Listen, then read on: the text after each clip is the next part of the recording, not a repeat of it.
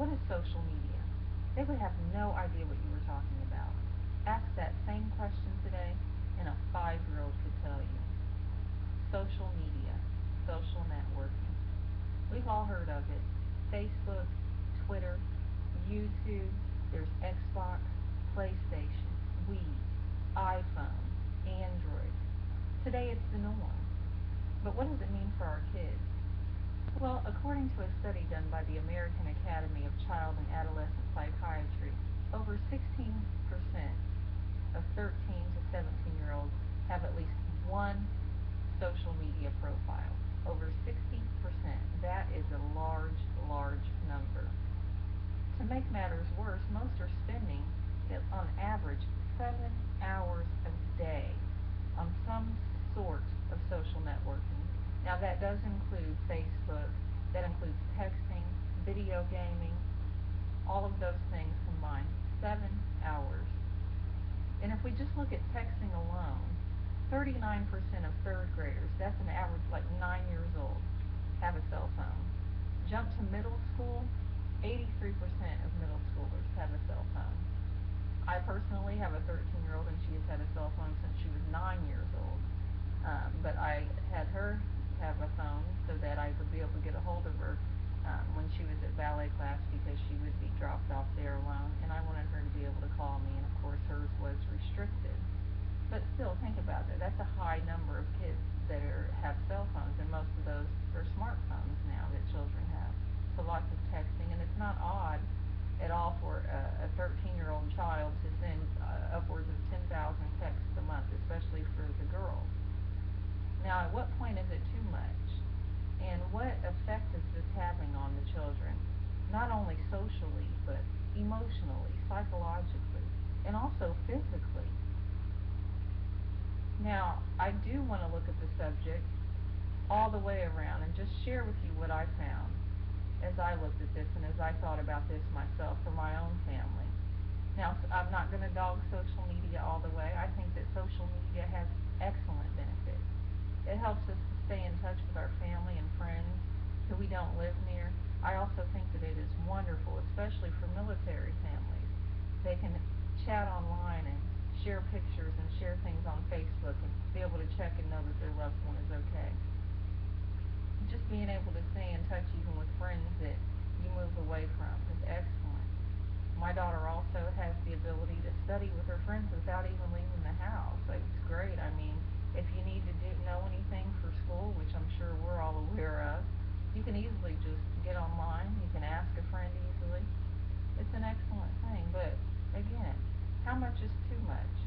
And what effect is it having on our children's ability to be able to socialize face to face, to be able to actually speak well and hold a conversation with someone? These are things that I ask myself because I worry about my own child. You can share so much online. As I said, it has so many benefits. You can share artwork. If you have an interest in anything, you can find it online, and you can find other people who think the same way that you think and who cherish and enjoy the same things that you do, whether it be art or music, photographs, you name it, it's available and it's out there. And that's where we get into the risks of social networking. While it does have great benefits, it also carries tremendous risk as well, especially for children. They're exposed to ads that may be age inappropriate, emails. You have to make sure to teach. We have to make sure to teach our kids not to just type anything in a search box or go to any .com site they may think it could be just based on name alone. Then there's also cyberbullying, which has become a real issue today. There have been children who have committed suicide from being bullied online. So there are risks that are out there. But also, what effect does all the time being spent have on their development socially, on their social skills? 7 hours.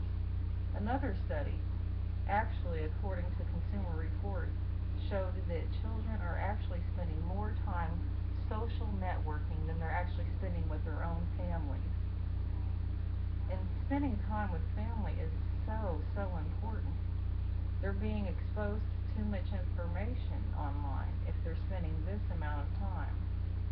Then there's also the risk of them actually putting out too much information about themselves without being educated, posting pictures on them about themselves or of themselves that they can never take back before they can really make a good decision to actually do so, and then things get spread around. There's so many things. There's things that they may regret. Another psychological effect: texting, video games, Facebooking, simply just having the phone alone, is that a lot of kids are experiencing withdrawal because they are actually addicted to these things. In one study done by the same American Academy of Child and Adolescent Psychiatry, 23% of teens admitted that they believed that they actually did have an addiction to video games.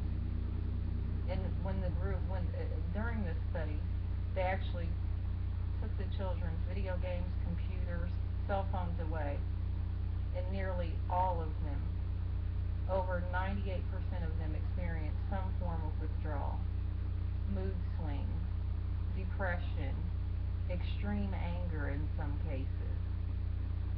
So we have to really look at how this is really affecting the kids. If they're experiencing these withdrawal symptoms and these things so early on, are they also lacking in the ability to be able to have adequate coping skills? Is it too much of a good thing? The issue of social media is extremely dynamic when it comes to both kids and adults. The bottom line is balance. There has to be balance when it comes to our children and social media in their everyday lives, and it starts with us as parents. I had to look at myself and realize how much time I was spending in social media. How much time do I spend on my cell phone?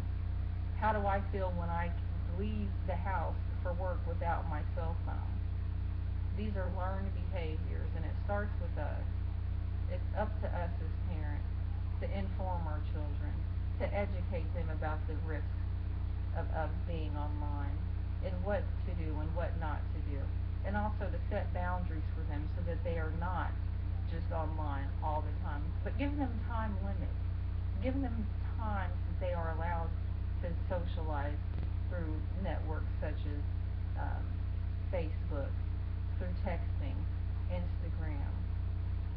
I think that makes us appreciate things more. And I can say, from my experience, that I noticed a significant change when I did that, not only for myself, but also for my daughter.